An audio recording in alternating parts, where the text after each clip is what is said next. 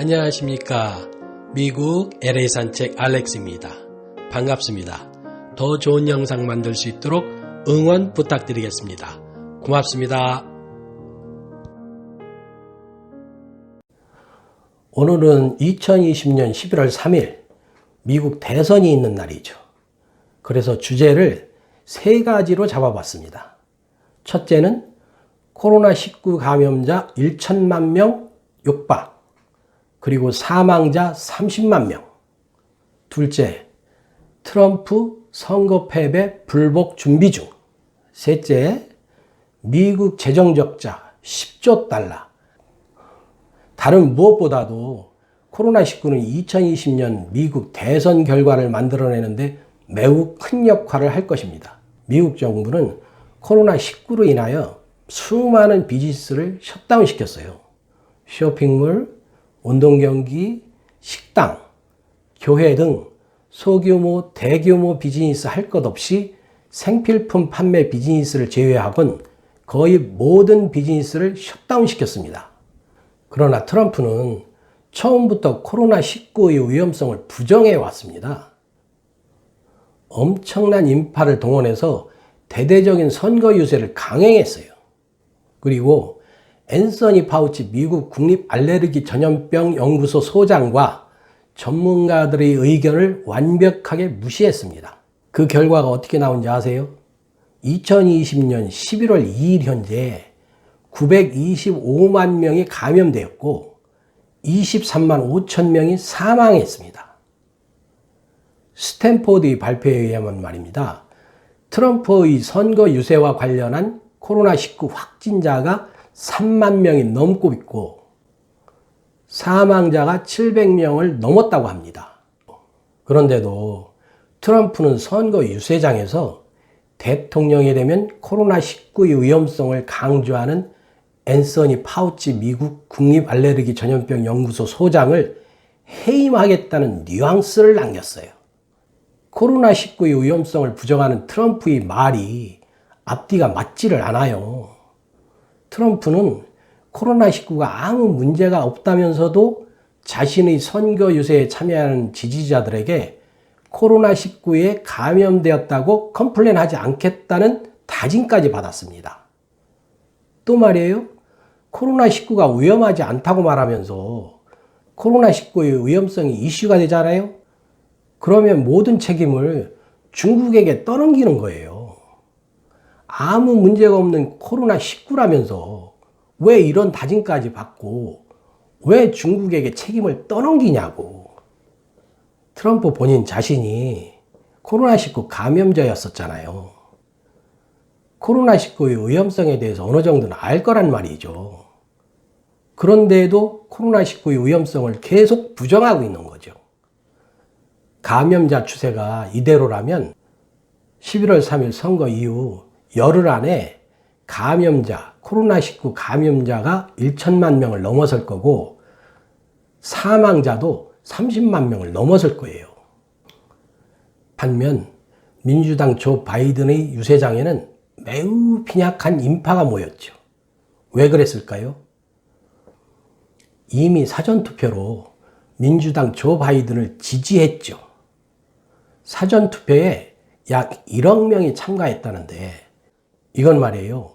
2016년 총 투표수의 70%에 해당한답니다. AP통신에 의하면 이들 중 적어도 50%는 민주당 당원이거나 민주당 지지자들이다 이거죠. 민주당 조 바이든 유세장에 인파가 모이지 않는 또 다른 이유로는 민주당 조 바이든은 코로나19의 위험성과 심각성에 대해서 계속 지속적으로 강조해 왔어요. 때문에 자신의 선거 유세장에 지지자들을 참여하라고 독려를 안 한 겁니다. 코로나19의 감염자와 사망자가 급격하게 증가한 것은 말이에요. 감염 검사를 대대적으로 한 이유도 있지만 만일 말이에요. 11월 3일 선거 후 10일 이내에 코로나19 확진자가 1천만 명을 넘어서고 사망자가 30만 명을 넘어서게 되면 미국은 예전과 비슷한 수준의 비즈니스 셧다운을 또다시 시행할 겁니다. 그렇게 되면 어떻게 되겠어요? 국가가 먹여 살려야 할 실업자가 엄청나게 증가할 거 아닙니까? 그런데도 트럼프는 그 재원을 어떻게 마련할 것인지에 대해서는 이런 방구도 안 해요. 반면 조 바이든은 세금 인상을 내걸었습니다. 서민들이 가장 걱정하는 것이 소득세 인상인데 말이죠. 연간 40만 달러, 한화로 약 4억 8천만 원이죠. 월로 따지면 월 3만 4천 달러 정도 돼요. 한화로 따지면 4,100만 원. 이 이하로 버는 사람들에게는 소득세 인상을 않겠다는 겁니다. 그리고 투표 방식에 있어서 트럼프는 우편 투표를 반대했어요. 뿐만 아니라 말이죠.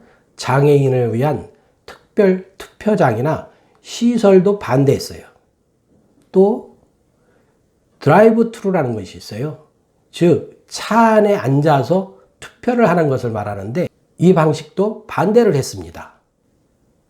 왜냐하면 이 방법들이 민주당 지지자들의 투표 참여를 높이게 하는 방법이거든. 다시 말하면 공화당과 트럼프에게는 불리한 투표 방식이기 때문이죠. 그러니까 트럼프가 내세운 게 뭐냐? 선거 패배에 대비해서 소송 준비를 해버린 거예요. 이미 소송 준비가 끝났습니다. 이게 바로 트럼프의 인종차별이라는 겁니다. 트럼프는 4년 전인 2016년 선거 공약을 그대로 가지고 올라왔습니다. 그곳에는 저소득층과 노인층 지원 예산이 삭감되어 있어요. 말하자면 말입니다. 개, 돼지는 투표할 필요가 없다는 거죠.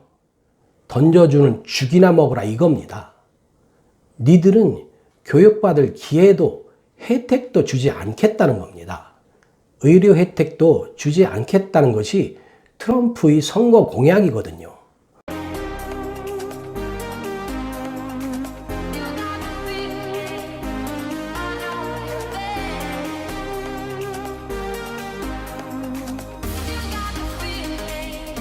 이제부터 민주당 바이든의 승리와 트럼프의 패배 불복 소송전, 이거에 대해서 이야기를 해봅니다. 2016년 힐러리 클린턴과 도널드 트럼프의 대선 성격과 결과는 그냥 힐러리가 싫다. 그렇다고 트럼프가 능력이 있거나 좋아서 트럼프에게 표를 던진 건 아니다. 이런 분석이거든요. 2020년 조 바이든과 도널드 트럼프의 대선 성격과 결과가 2016년과 거꾸로 나올 것 같아요. 즉, 바이든이 능력 있는 것은 아니야. 그런데 트럼프는 그냥 싫어. 그럼 표를 줄 사람이 없잖아요. 바이든한테 줘야지.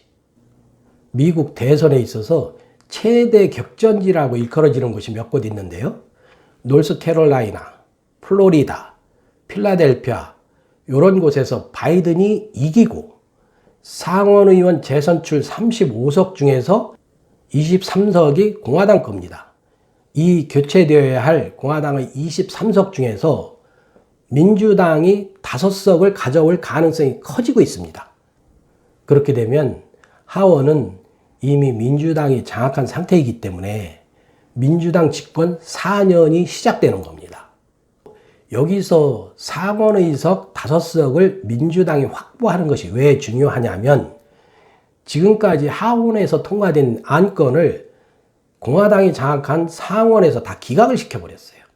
그래서 일이 추진이 안 된 거야. 때문에 만약 설사 말이죠.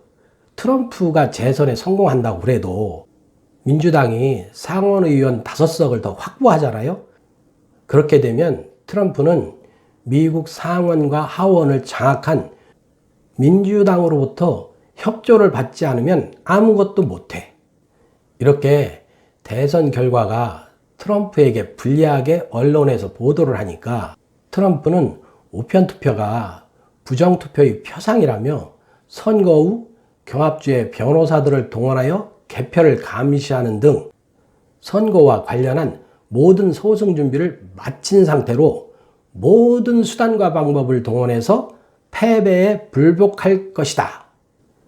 이것이 미국 주류 언론의 분석이고, 이는 말이죠, 시위와 폭동으로 이어질 가능성이 거의 100%예요.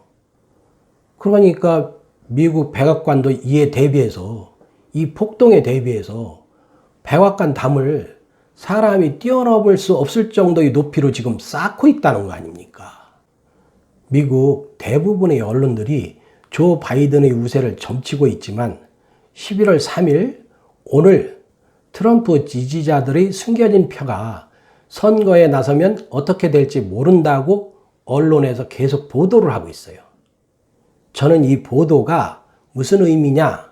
민주당 지지자들이 사전투표에 자만하지 말고 끝까지 투표에 참여하라는 메시지라고 생각합니다.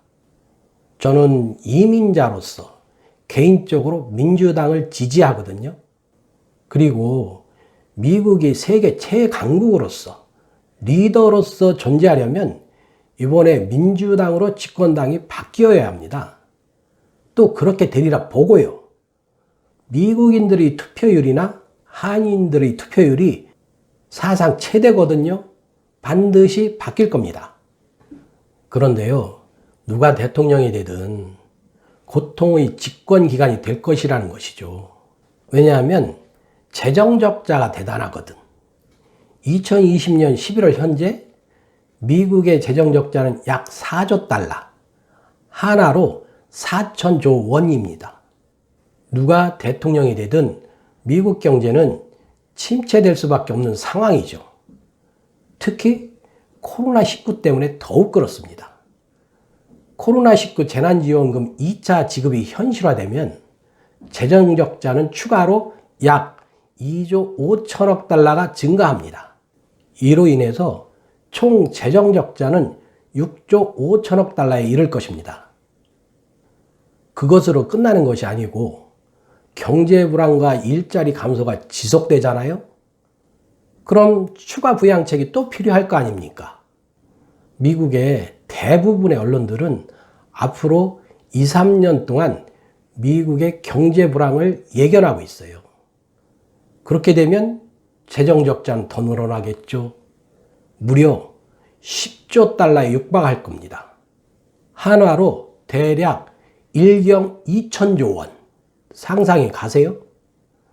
하지만 미국 경제 침체는 곧 세계 경제 침체로 이어지기 때문에 EU를 비롯해서 세계 각국이 미국과 유화적 관계를 유지할 것이기 때문에 변수는 있습니다.